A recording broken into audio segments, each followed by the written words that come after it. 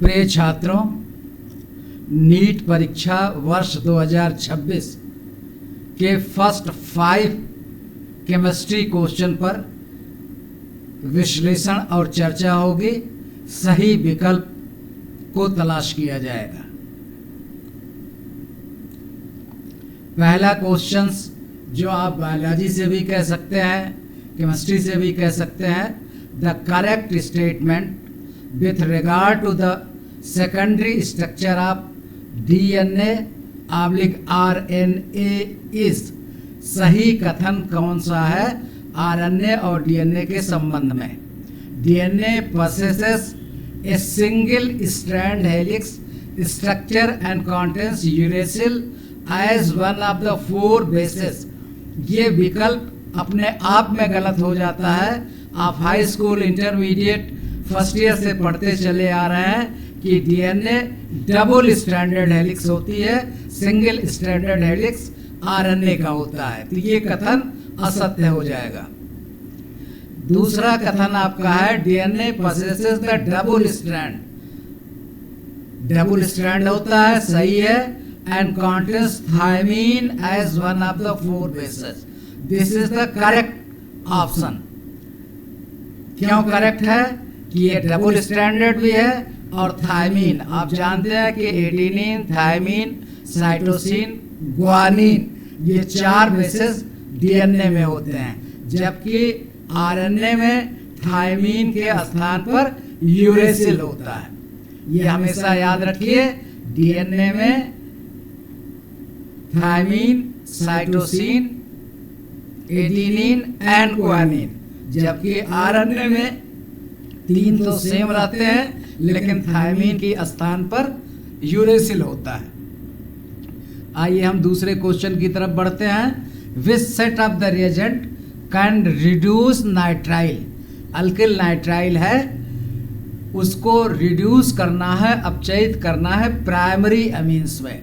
Lithium aluminium hydride, ये बहुत ही versatile reducing agent है और रिडक्शन के बाद फॉलोड बाय हाइड्रोलिसिस। दूसरा कह रहा है Sn + HCl। तीसरा कह रहा है हाइड्रोजन और निकिल। चौथा कह रहा है सोडियम और सोडियम मर्करी का अमलगम है और एथिल अल्कोहल, ब्रोमीन और एक्वस KOH। आइए इसको हम देखते हैं कि इसमें क्या आपका है आंसर। वहां पर सेट दिया हुआ है जिसमें लिखा है ACD ओनली, ACD ओनली। तो ये आंसर आपका सही होगा। Sn HCl नहीं करेगा और ब्रोमीन और एक्वस NaOH ये हाफ मैन ब्रोमाइड रिएक्शन है और इसमें साइनाइड नहीं, नाइट्राइल नहीं, बल्कि आपको क्या होता है कि ब्रोमीन और NaOH convert the amide into amines. यहाँ पर आइसोसाइनाइड नाम की गैस बनती है, इसीलिए इसे आइसोसाइनाइड टेस्ट भी कहते हैं। इसी से प्राथमिक अमीन की पहचान भी की जाती है और इसी को हाफमैन डिग्रेडेशन रिएक्शन भी कहते हैं, क्योंकि कार्बन की संख्या जो सबस्ट्रेट में होती है वो ज़्यादा होती है और जो प्रोडक्ट में होती है एक कार्बन कम हो जाता है। इसीलिए इस रिएक्शन को हाफमैन ब्रोमाइड डिग्रेडेशन रिएक्शन भी कहते हैं। एक ही क्वेश्चन कई स्वरूपों में आ सकता है प्रिय छात्रों, इसलिए उसका पूरी तथ्यात्मक जानकारी आवश्यक है। नेक्स्ट क्वेश्चन आपका है कि match the catalyst with the corresponding process. Vanadium pentoxide, preparation of H2SO4, iron, preparation of ammonia, palladium chloride, oxidation of ethylene to ethanol, nickel complex, polymerisation of alkyne. इसमें जो सॉल्यूशन है vanadium pentoxide contract process से H2SO4 बनाने के लिए इस्तेमाल होता है। आयरन जब अमोनिया हाइबर प्रोसेस से बनाई जाती है तो एज ए कैटालिस्ट इस्तेमाल किया जाता है। पैलेडियम क्लोराइड इसको हम वाकर टाइप ऑक्सीडेशन के लिए इस्तेमाल करते हैं, और निकल कॉम्प्लेक्स पॉलीमराइजेशन में हम वनस्पति तेल से जब वनस्पति घी बनाते हैं, पॉलीमराइजेशन रिएक्शन करते हैं, सेचुरेटेड अनसेचुरेटेड से सेचुरेटेड फैट बनाते हैं, तो निकल एज ए कॉम्प्लेक्स इस्तेमाल करते हैं, एज ए कैटालिस्ट इस्तेमाल करते हैं पॉलीमराइजेशन के लिए। देयरफॉर ए में थर्ड, बी में फर्स्ट, सी में फोर्थ, डी में सेकंड, इसका करेक्ट ऑप्शन डी है अगर आप एक्चुअल क्वेश्चन पेपर देखेंगे तो। अब यहाँ पर ये क्वेश्चन पेपर से एग्जैक्टली स्कैन कॉपी डाली गई है, एज इट इज जो है क्वेश्चन आया हुआ है। Consider the following reactions, 2 moles of A in gaseous state combined with 1 mole of B in gaseous state to give 2 moles of product D in gaseous state. Delta U change in enthalpy का मान दिया गया है, फिर delta S दिया गया, entropy दिया गया है। एट इतना degree identify the correct option with delta G for the reaction and spontaneity of the reaction at इतना। ये सारे विकल्प हैं। स्पॉन्टेनिटी को ज़रा सा आप जो है गौर से बहुत ध्यानपूर्वक सुनिए, इसके 4 कंडीशंस है, आगे हम आपको बताएंगे। फिलहाल जो ये क्वेश्चन है, ये क्वेश्चन में इतना गिवन है, कैलकुलेट पहले डेल्टा एन कीजिए, क्योंकि हम फार्मूला ये लगाते हैं, delta H is equal to delta U plus delta N R T. For any reaction to be spontaneous, delta value of delta H must be negative.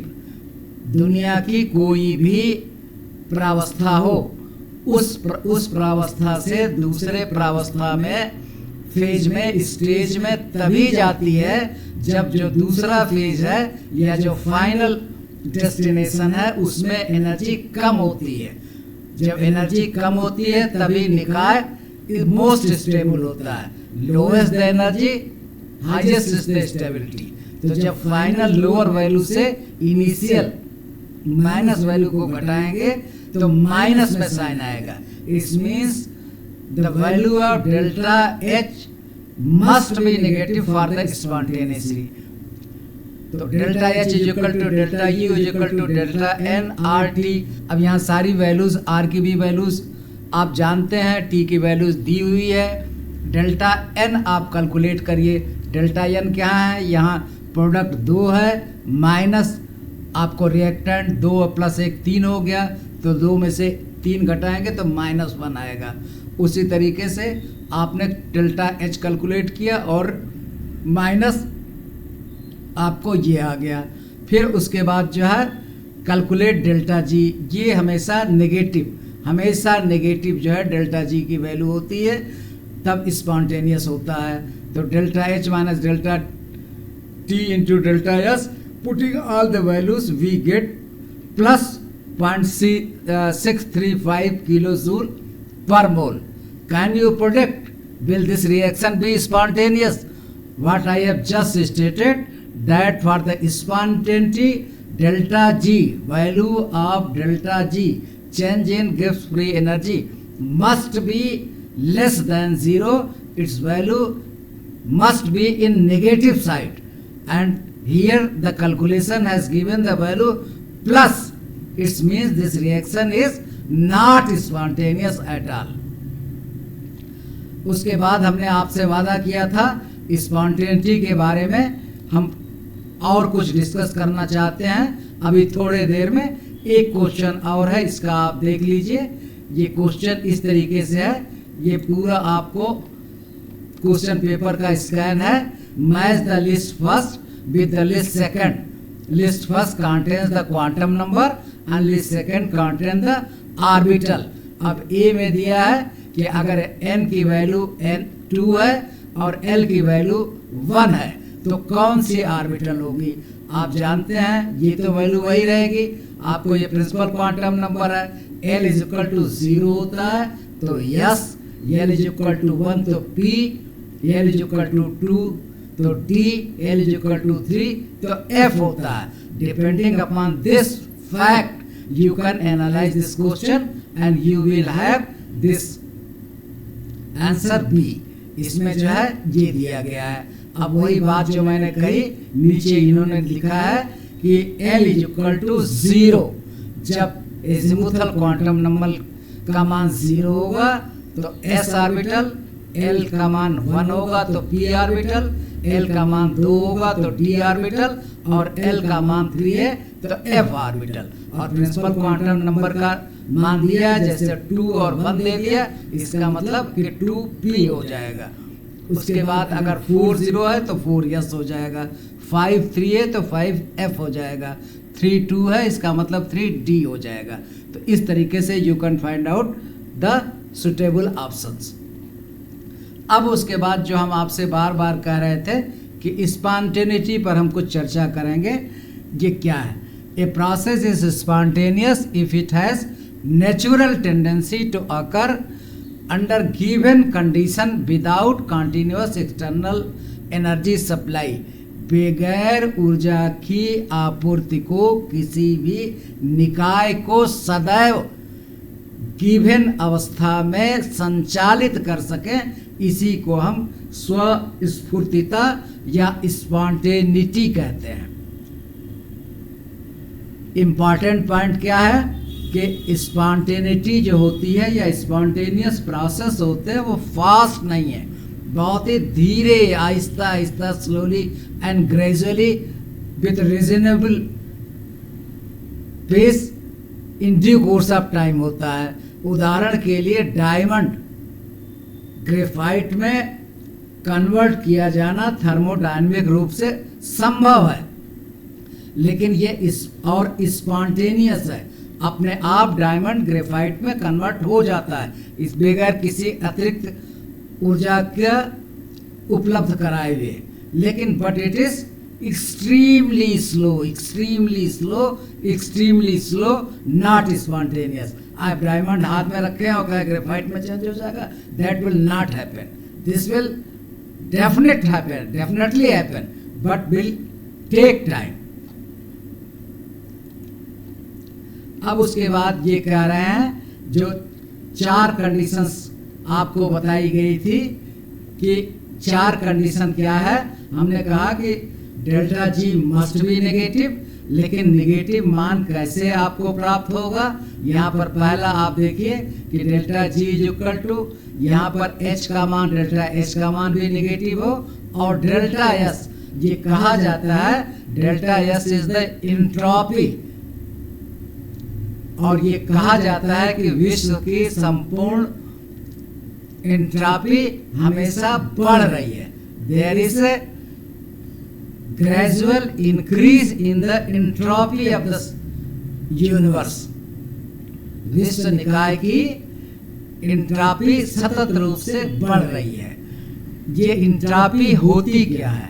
एक सुदृढ़ और सुव्यवस्थित व्यवस्था का नाम एंट्रोपी है। और जब भी हम नेचर में ऐसा काम कर रहे हैं कि ये सुदृढ़ और सुव्यवस्थित व्यवस्था छिन्न भिन्न हो रही है। उदाहरण के लिए पहाड़ है, उनको हम डायनामाइट लगा करके उड़ाते हैं, छोटे छोटे टुकड़ों में करते हैं, फिर उसके बाद क्रशर मिल से छोटे छोटे स्टोन्स 10 mm 20 mm 50 mm के, तो हम एक निश्चित और सुव्यवस्थित जो पर्वतमाला की व्यवस्था थी उसको छिन्न भिन्न करके हमने छोटे छोटे कंकड़ियों में इसको तोड़ दिया। इसलिए delta S entropy of universe always increases. It's means delta S जो परिवर्तन है अंतिम की ज़्यादा है, प्रारंभिक की कम है, तो delta S will be definitely positive. It's means greater than 0। तो पहला ये है, और therefore delta G is always negative. जब ऐसा है यानी delta H is less than 0 and delta S is greater than 0, तो ये क्रिया स्वतः स्फूर्त होगी, स्पॉन्टेनियस होगी at all temperature most favourable combination. ये जो कॉम्बिनेशन है वो सबसे सुटेबल कॉम्बिनेशन है जिसमें डेल्टा एच का मान लेस देन 0 है और डेल्टा एस का मान ग्रेटर देन 0 है। आइए हम उसके बाद दूसरी को देखते हैं।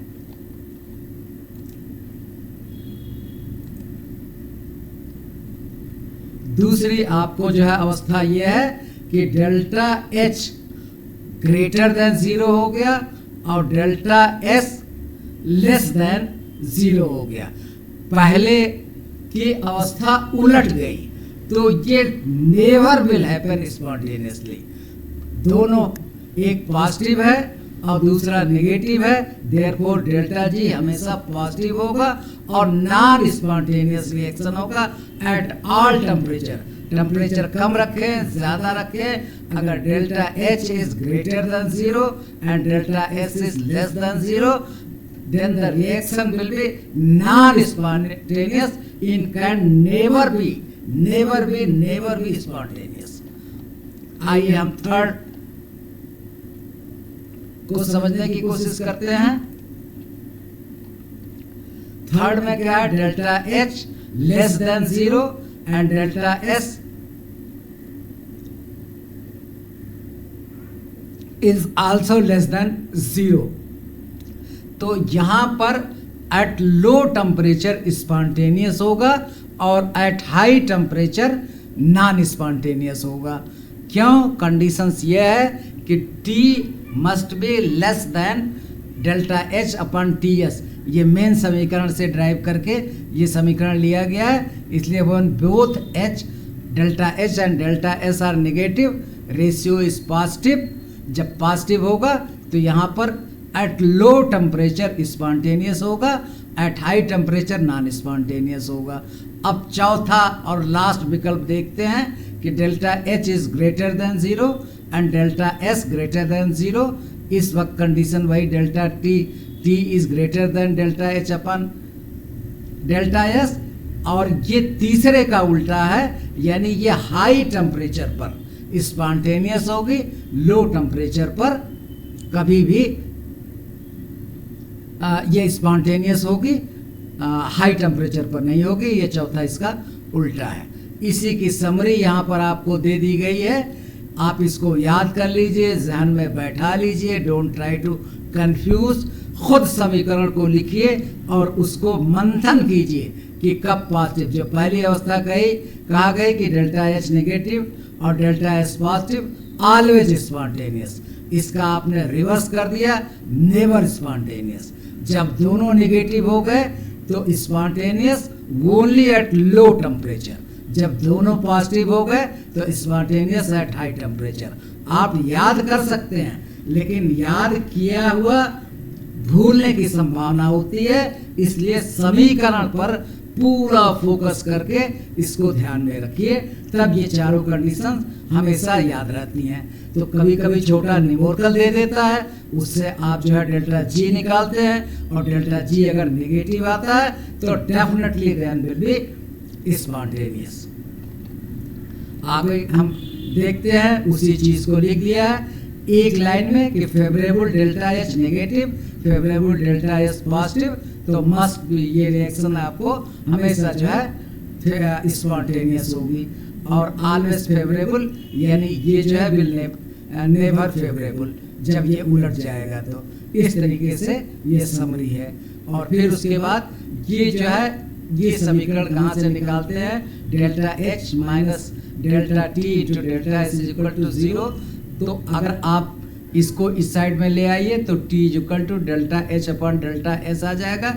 इस t को क्रांतिक ताप कहते हैं। इसको क्या कहते हैं? क्रांतिक ताप कहते हैं। आपने कंडीशन नंबर 3 और 4 को देखा तो इसमें ये पाया कि 3 जो है एट लो टेम्परेचर पर संभव है, और चौथी जो है जब दोनों पॉजिटिव थे तो वो क्या कहते हैं? At high temperature. ये यहीं से निकलता है। और अगर जिसका मान 0 हो जाएगा तो ये फिर साम्य अवस्था में होगी। क्या होगी? साम्य अवस्था में होगी। अगर दिशा में भी जाएगी और पश्च दिशा में जाएगी। When delta H minus T into delta S equals to 0, then definitely this reaction is in the state of equilibrium. अब उसके बाद एक और छोटा सा न्यूमेरिकल दे दिया गया है हमारी तरफ से, इसमें कंपोज किया गया है। इसको आप देखिए, डेल्टा एच की वैल्यू दी गई है, डेल्टा एस की वैल्यू दी गई है। अब उसके बाद यहाँ देखिए क्या डिफरेंस कर दिया गया है, डेल्टा एच की वैल्यू किलो जूल में दी गई है और डेल्टा एस की वैल्यू जूल में दी गई है। तो आप दोनों को या तो जूल में कन्वर्ट कीजिए या दोनों को किलो जूल में कन्वर्ट कर लीजिए। तो डेल्टा एस किलो जूल में है तो let us change delta S in kilo joule. तो किलो जूल में कन्वर्ट करने के लिए 1000 से मल्टीप्लाई कर देंगे, ये डिवाइड कर देंगे। जब डिवाइड कर देंगे तो आपको ये 400 डिग्री केल्विन आ जाएगा। अब below 400 kilo non spontaneous, at इतना 400 पर इक्विलिब्रियम होगा, एबव 400 स्पॉन्टेनियस हो जाएगा। Thanks for patience learning. Do more question. Can you guess after having this long lecture what are the different conditions for spontaneity? Will spontaneous reaction will happen if the delta G, that is change in Gibbs free energy, is positive. I am leaving you with this question to focus and answer yourself. Thanks.